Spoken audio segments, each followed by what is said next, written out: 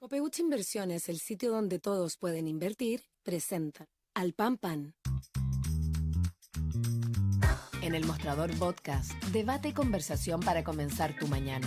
Al Pan Pan, con Mirna Schindler. Entrevistas con los actores de hoy. El Mostrador, el poder de la independencia.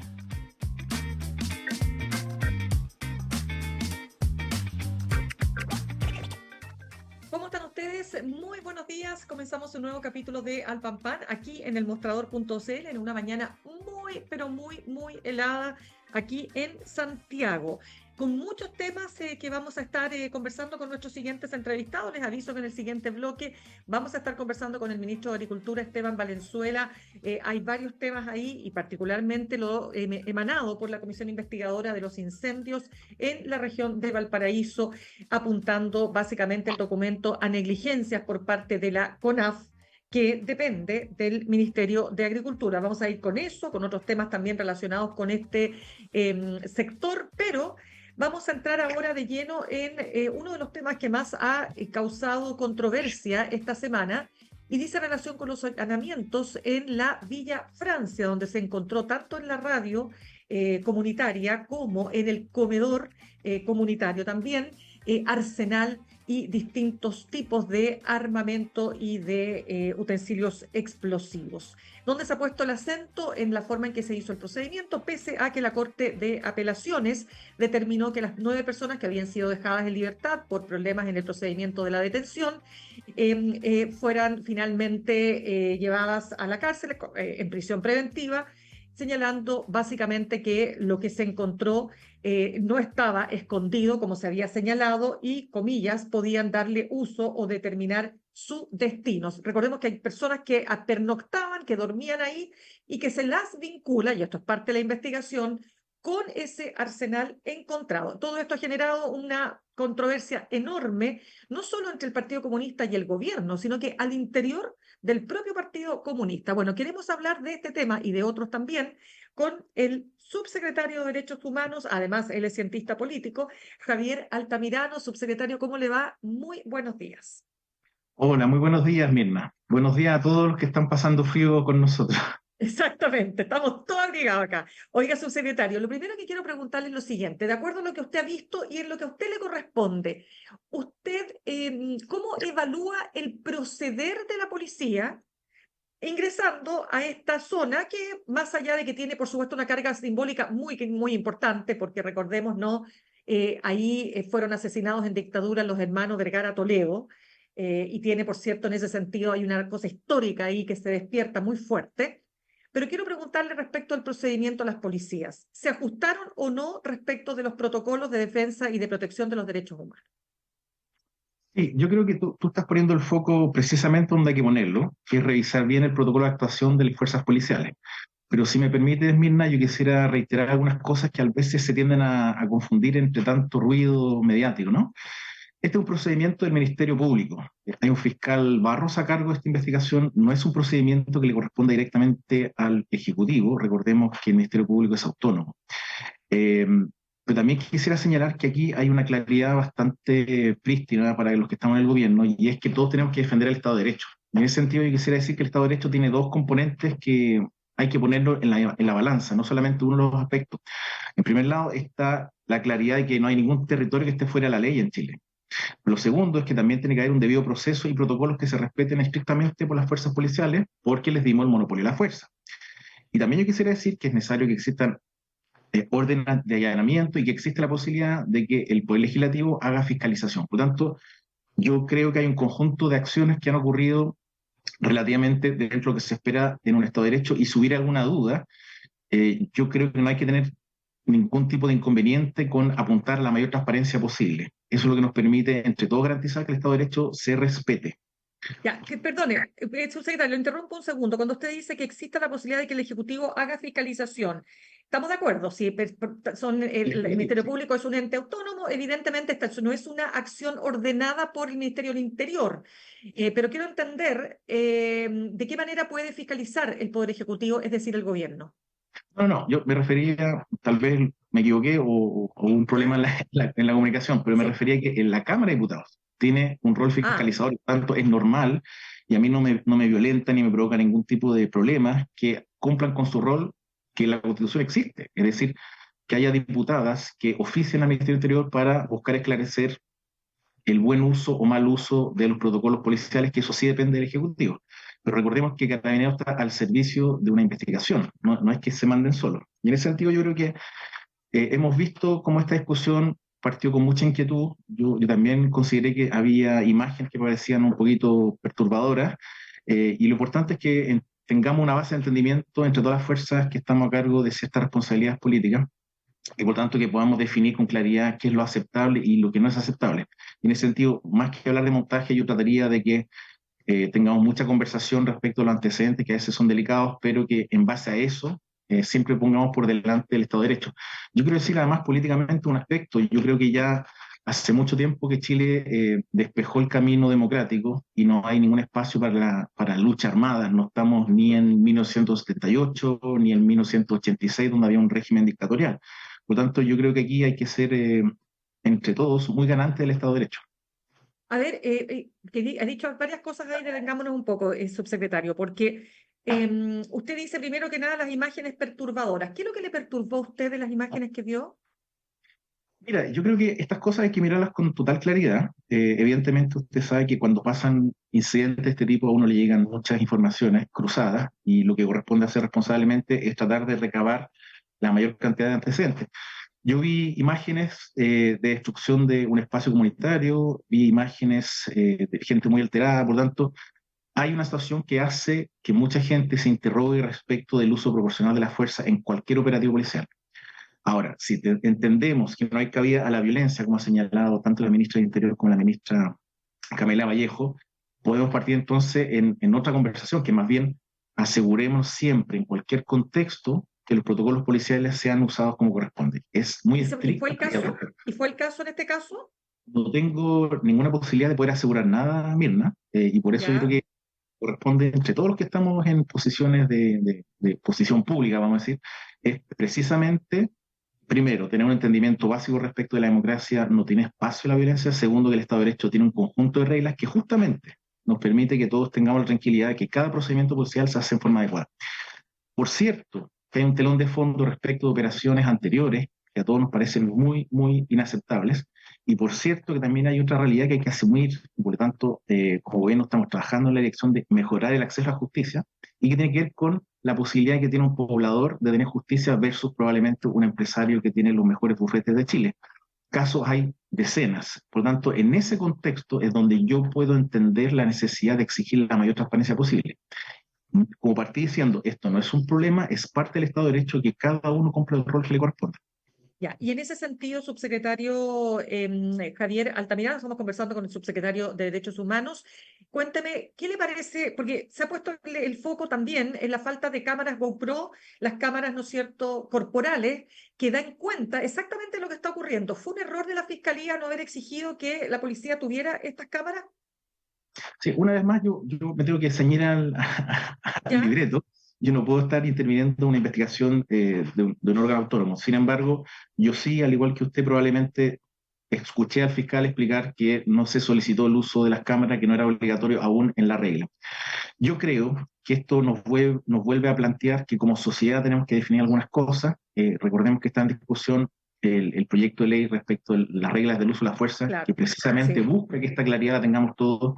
Insisto en el punto de que como gobierno estamos empujando la creación de un Servicio Nacional de Acceso a la Justicia y atención a las víctimas, por tanto que también estamos tratando de reducir la brecha, porque eso es un problema que es societal, es de Estado, no es una cosa de un partido político, y tiene que ver con que la justicia debe darnos garantías a todos de un debido proceso, pero también que uno pueda recurrir a instancias adecuadas en caso de sentirse vulnerado por algún tipo de abuso, de algún tipo, y esto es de todo tipo, no es solamente policial. Claro, de hecho, déjeme hacer un paréntesis cortito respecto del punto, porque uno observa, por ejemplo, lo que ha pasado con el padre del senador Javier Macaya, Eduardo Macaya, que ha sido condenado, ¿no es cierto?, por 2 casos de abuso sexual, siguen arresto domiciliario. Uno se pregunta, bueno, a ver, ¿qué está pasando aquí? O sea, ya primero había salido con una multa, o sea, con una fianza de 100 millones de pesos, queda en libertad, no va a prisión preventiva por casos graves. O sea, estamos hablando aquí de casos graves, o sea, tan graves son que ha sido condenado.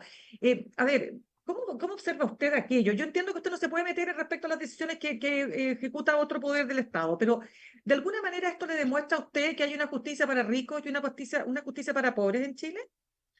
Mira, no quisiera personalizarlo en ningún caso específico, pero yo creo que sería faltarle el respeto a la inteligencia de todos los ciudadanos que nos escuchan. Evidentemente me encantaría, voy a ponerlo así, que existiera un sistema que nos garantice a todos el mismo acceso a la justicia. Ya, Y eso yo creo que es una no evidencia y tenemos en Chile. ya son décadas y por lo tanto yo creo más bien que siempre tratando de darle una altura de Estado a esta conversación, ¿no? Yo creo que estamos en la dirección correcta en la medida que nos empezamos a interrogar respecto de qué permite reducir esa brecha, qué nos molesta de algunos casos versus otros.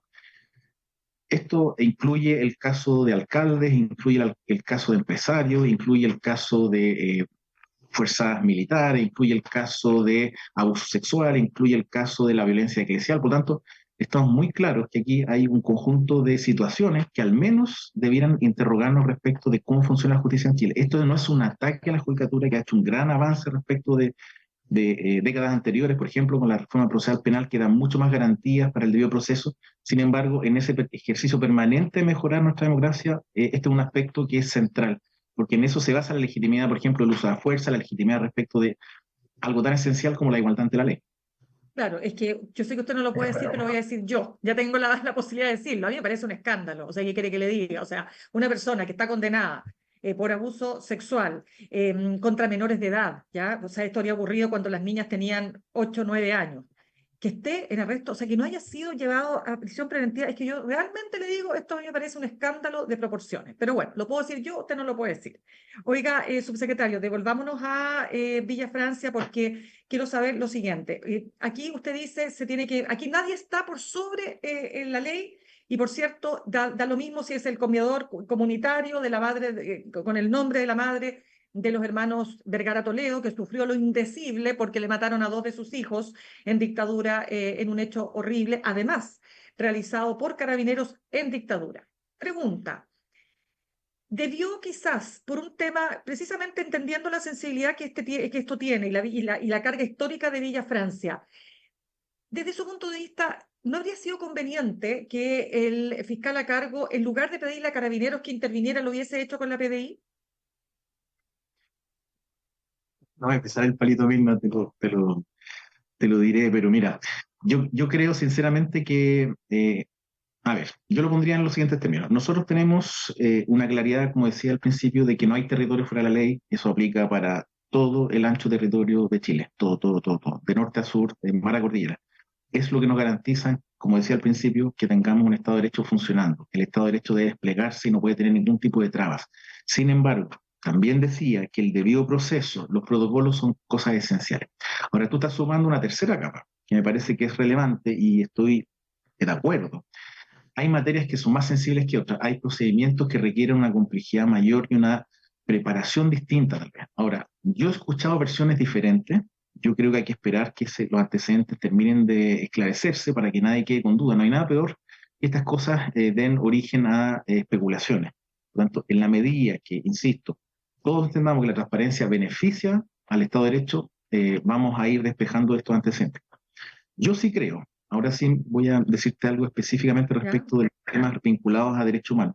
Yo sí creo que el dolor que provoca el trabajo en materia de derechos humanos, que muchas veces, yo diría que el 99% de las veces, están liderados y empujados por personas que han sido directamente vulneradas en su familia o personalmente por agentes represores de la dictadura y que no han tenido la debida respuesta del Estado de Chile, uno entiende que exista una predisposición diferente al resto de los ciudadanos que no tuvieron esa dolorosa experiencia. Por lo tanto, en ese contexto, yo creo que en general cualquier agente de Estado debe adecuarse a las circunstancias. No es lo mismo que yo interpele en la calle a una persona que está en situación de calle y que tenga algún tipo de, vamos a decir, discapacidad mental, a que yo lo haga con una persona cómodamente sentada en una oficina de abogados en la calle El Golf. Evidentemente que hay que tener una adecuación al contexto del entorno y eso es parte de la responsabilidad que tenemos todos los que somos servidores públicos de responder mejor a las obligaciones del Estado. ¿Y qué le parece que la ministra del Interior señale que no es posible que amparándose en una situación como la de un sector, digamos, un comedor, un recinto, ¿no? Que tiene una carga muy importante en materia de derechos humanos, se guarde arsenal? Creo que la ministra ha abierto una discusión que es válida y que tiene que ver con cómo entre todos resguardamos el importante valor que tiene la memoria en Chile. Yo creo que una discusión que tiene una altura, es una discusión que no debe ser ni despejada ni caricaturizada. Eh, pero yo, si me permites un pequeño alcance, yo también quisiera hablar, y creo que es mi deber hacerlo, de ¿Ya? otro tema que yo veo con mucha preocupación desde hace varios meses, y es que, como ha ocurrido tantas veces en la historia de la humanidad, se va creando un cierto chivo expiatorio. Eh, no estoy hablando que la ministra lo haya hecho, porque considero que el punto que levanta la ministra es muy relevante, que es cómo nosotros todos tenemos la responsabilidad en el tratamiento y acercamiento a temas tan delicados, todos. Y eso incluye a los propios activistas en derechos humanos y a quienes estamos en cargos de defensa y promoción de los derechos humanos. Sin embargo, saliendo de ese punto de vista totalmente válido, yo quisiera mencionar una discusión más sistémica que me tiene muy preocupado, y me parece que la historia republicana de Chile nos demuestra que se inicia de una forma y que termina de forma muy dañina, y es la creación de una caricatura primero y luego derechamente la creación de un chivo expiatorio en el comunismo. Es decir, que el Partido Comunista empieza a ser que encargue las culpas de todas nuestras diferencias en el gobierno o todas nuestras diferencias en los entendimientos políticos. Me parece que es un exceso, me parece que no se condice con un partido que en general, como todos los partidos, va a tener posiciones que tal vez no son exactamente las propias, pero que ha sido un partido que, a diferencia de otros partidos comunistas en el mundo, ha tenido una posición institucional y respetuosa del Estado de Derecho. Me parece que hace mucho daño y es muy peligroso. Y yo tengo que decirlo porque, insisto, la historia chilena tiene muchos episodios muy trágicos en que se empieza con la creación de un chivo expiatorio y luego se pasa directamente al acto.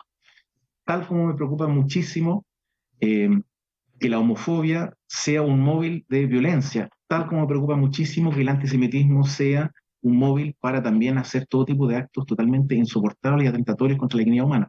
Por lo tanto, nosotros también, todos los actores del sistema, tenemos que tener mucho cuidado en distinguir lo que es una crítica política de lo que es cargar a un sector político de todos los males de la política nacional, que me parece totalmente desproporcionado y no se condice con la realidad. ¿Cuánto influye aquello en aquello, quiero decir, subsecretario, el que el presidente del Partido Comunista hable de montaje en este caso? Mira, yo soy respetuoso de los partidos políticos, yo no soy del Partido Comunista, soy de un partido amigo, un partido que hemos trabajado muy bien en muchas ocasiones en nuestra historia, eh, pero sí podría decir lo siguiente: es más interesante la declaración que va surgiendo en el camino, por ejemplo, después de la conversación que tienen con la ministra del Interior todos los partidos políticos en la moneda, como parece muy valioso. Además, el gesto que vimos ayer, donde la presidenta Bachelet fue parte de un esfuerzo de unidad de todos los sectores políticos del oficialismo, incluido a la democracia cristiana, me parece que esa es la dirección. Es decir, ¿cuál es la conclusión que yo veo? En la medida que conversemos, en la medida que tengamos un respeto mutuo, evidentemente se fortalece la unidad del gobierno, pero además yo quisiera creer también que la unidad de un país que quiere pensar en un mejor porvenir. Ya, pero espérese un ratito, porque aquí no se trata de que cualquiera está diciendo lo que está diciendo. Tenemos a una presidenta de un partido del gobierno, como es Paulina Bodanovich, senadora por lo demás, que dice que parece haber un PC que está en el gobierno y otro que está en contra, y que es bastante evidente que hay una desafección y que habla también de ignorancia y mala fe, porque evidentemente lo que ocurrió en el operativo de Villa Francia no es una acción ejecutada por el gobierno, es una acción ejecutada por, como usted bien decía, por un organismo autónomo. Entonces, eso que usted dice está en el corazón, es como el fuego amigo, o sea, esto está en el gobierno, en los partidos que Sí, apoyan el gobierno, quiero decir. pero mira, que quienes hemos seguido la política chilena hemos visto, no sé, 4.585 veces diferencia entre los partidos políticos de una coalición. Yo más bien me quedo, insisto, en que en la medida que nos sentemos a conversar en el comité político o después de la cuenta pública del Congreso, evidentemente salimos todos más fortalecidos y Chile agradece tener una alianza política que tiene gobernabilidad para Chile. Y eso es tan simple como sentarse a conversar. Eso es la democracia. No es que estemos todos de acuerdo, es que podamos transparentar las posiciones y encontrar formas de abordarlas en forma colectiva. Qué importante Ya. volver a los principios colectivos, Mirna. Es un país quizá, a mi entender, perdido un poco en los egos y las discusiones muy pequeñas. Yo siento que la población chilena está cansada de aquello. Cuando uno mira la experiencia francesa o inglesa, uno ve con mucha esperanza la posibilidad que genera el entendimiento político en torno a propósito, yo consideraría, de otro nivel, digamos. Ya, sí, estamos conversando a esta hora con el subsecretario de Derechos Humanos, Javier Altamirano. Subsecretario, vamos a otro tema. La directora del Instituto Nacional de Derechos Humanos, Consuelo Contreras, y el consejero Francisco Ugaz están enfrentando una solicitud de remoción de sus cargos que fue impulsada por la oposición en la Cámara de Diputadas y Diputados, ¿no es cierto? Considerando todas las consecuencias y los alcances que esto tiene, desde su punto de vista, ¿fue un error la querella del Instituto de Derechos Humanos por tráfico de influencias y que motiva, por cierto, esta decisión de la Cámara? Yo considero, Mirna, que una vez más yo me voy a escudar en el necesario y fundamental rol de autonomía que tiene el Instituto Nacional de Derechos Humanos. La gracia, la fortaleza del INH es que ellos puedan estar fuera de nuestro ámbito de juicio, incluso juicio político público. Eh, yo más bien creo que nuestra preocupación, más allá de errores o no errores, uno puede pensar que hay consecuencias, errores, decisiones que son interpretables como corresponde a las funciones que tiene el instituto en este caso. Y por eso estamos en una discusión donde más bien se están yendo a espacios e instancias de interpretación de si se hizo buen uso o no de la norma a la cual apela la directora en su decisión. Eh, yo dejaría que los espacios resuelvan como corresponde con las reglas que les son propias, pero yo quisiera sí hacer un punto político que sí me corresponde hacer, y es Ya. mi extrema preocupación respecto a que el Instituto Nacional de Derechos Humanos pueda tambalear en el sistema nacional. Es un instituto que debe estar fuerte, que debe estar sólido, que debe ser autónomo, que nosotros no debemos pautearlo, porque si no, perdemos la posibilidad de que cada ciudadano recurra a un espacio que tiene esas garantías legales y por lo tanto puede hacer la defensa correspondiente de los derechos humanos. Defensa que, por ejemplo, yo como subsecretario no puedo hacer. Es tan claro como eso. Nuestros roles son distintos y ese rol fundamental no puede estar en riesgo.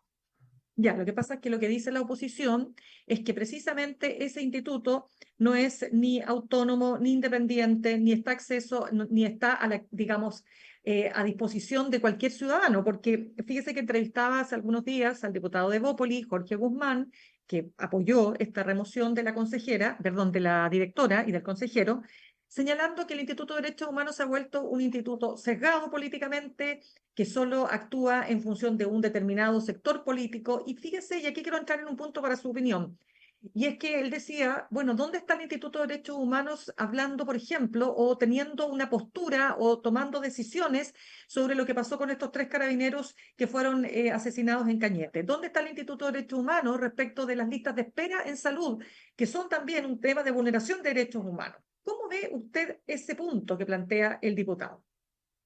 Primero, yo tengo yo te diría la buena suerte de tener al diputado Jorge Guzmán en la Comisión de Derechos Humanos de la Cámara. Me parece que es un diputado que en general siempre hace prevalecer el bien común por sobre las diferencias políticas.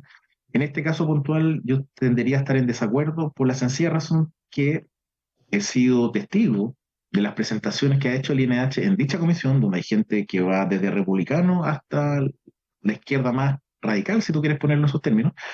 Eh, y han felicitado al equipo del Instituto Nacional de Derechos Humanos justamente por el esfuerzo que han hecho, por ejemplo, en visibilizar el caso de la violencia rural, es decir, casos que también son totalmente vulneratorios, por ejemplo, la quema de iglesias, la puesta en riesgo de vidas humanas en el sur de Chile. Hay un capítulo completo del informe que está vigente, que es el informe de este año, por lo tanto, yo lo diría tal vez de otra forma.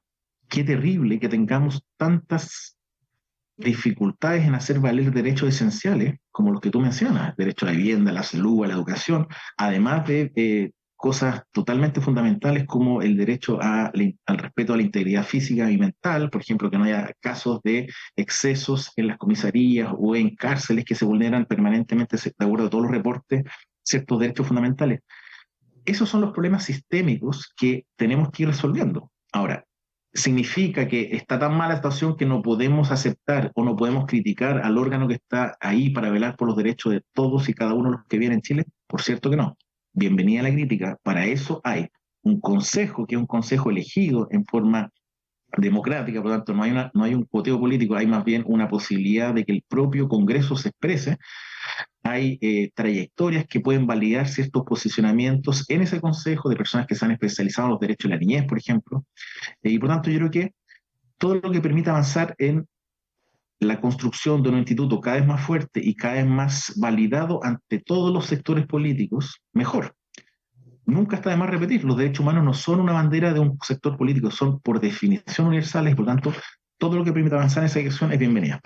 Ya, pero es que quiero entender lo siguiente. Usted dice los derechos humanos son universales, por supuesto, no están sujetos a un sector político en particular, pero ahí entramos entonces en la pregunta, ¿quiénes son los que violan los derechos humanos? Porque cuando el diputado ponía el ejemplo de lo ocurrido, ¿no es cierto?, con estos carabineros en Cañete, este hecho terrible, que por cierto, todo indicaría que detrás está el crimen organizado, la pregunta es, ¿le corresponde al Instituto Nacional de Derechos Humanos intervenir en un tema como ese? ¿Cuál es la discusión ahí?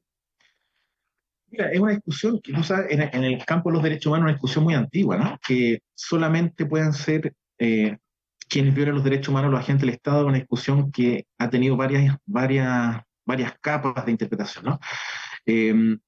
Pero para no enredarnos en eso, yo señalaría lo siguiente, el gobierno fue inmediatamente muy ejecutivo y muy comprometido en poner todos los recursos del Estado para esclarecer este brutal crimen, primero. Por lo tanto, el Instituto Nacional de Derechos Humanos en general tiende más bien a activarse en la medida que no hayan respuestas estatales a la altura. Es decir, su supervisión respecto a lo que hacemos nosotros tiene que ver con eso. Si estamos garantizando o no, nuestro deber consiste en garantizar que no haya vulneración de los derechos humanos. Si en ese caso, si hay actuaciones que permitan prevenir adecuadamente, eh, ellos no deberían intervenir. Sin embargo, yo no voy a esquivar la pregunta. Yo sí creo que en el caso de lo que ocurrió en este crimen, primero que nada, por cierto que hay un atentado a la vida, por cierto es el derecho uno. Sin embargo, aquí también uno puede complejizar la discusión respecto de cómo el Estado ha garantizado que sus agentes, sus trabajadores, sus funcionarios cuenten con la preparación, la indumentaria adecuada para no exponer sus vidas. Eso es parte de nuestra labor como Estado en garantizar un buen ejercicio de los derechos humanos de esos carabineros que, aunque ustedes no lo crean, también tienen derechos humanos. Todos tienen derechos humanos. Las personas que están privadas de libertad, los peores criminales tienen sus derechos humanos. Entonces, no nos perdamos eso. Todos los seres humanos tienen el mismo derecho a la dignidad. Lo que pasa es que los roles que nos corresponden son a veces distintos y quienes estamos en el Estado tenemos un rol que es aún mayor de resguardar esos derechos humanos. En el caso, por lo tanto, de los carabineros, la muerte no puede ser más terrible lo que pasó, sin embargo, aquí también habría una responsabilidad del Estado, a mi entender, interpretándolo de ese modo, en términos de asegurar adecuadas garantías para que no se vulneren sus derechos laborales de preservación de su integridad física. Y eso es parte de lo que una vez más estábamos mencionando, cómo el Estado permanentemente, la sociedad debe dar las herramientas para que se adapte, en este caso, a un crimen organizado que tiene otra estructura, otra capacidad armamentística incluso. Por lo tanto, esa adecuación, yo creo que como país hemos dado los pasos correctos en términos de garantizarle a los funcionarios policiales que tengan las herramientas adecuadas. Hay que Bien, seguir pues avanzando, pero estamos todos claros que eso ha cambiado como perfil de riesgo en su labor. perfecto. Quiero darle las gracias al subsecretario de Derechos Humanos, Javier Altamirano, por haber estado con nosotros esta mañana. Gracias, mismo. Buen día a Que esté todos. muy bien. Gracias, ¿ah? Muy bien. Gracias, se pasó.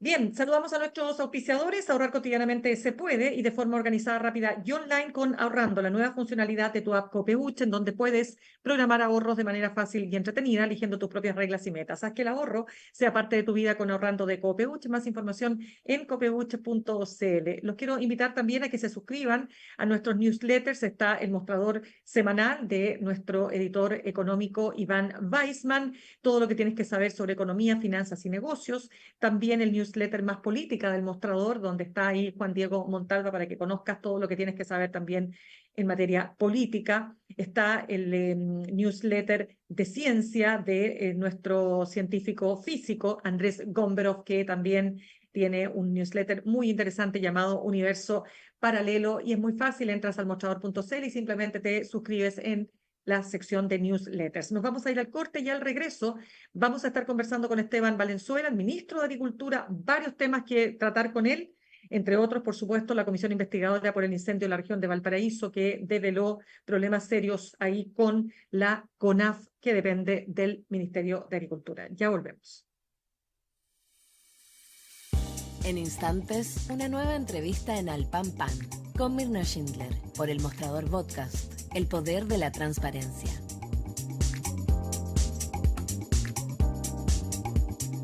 En Copeuch cada vez somos más socios. Y cada año tenemos una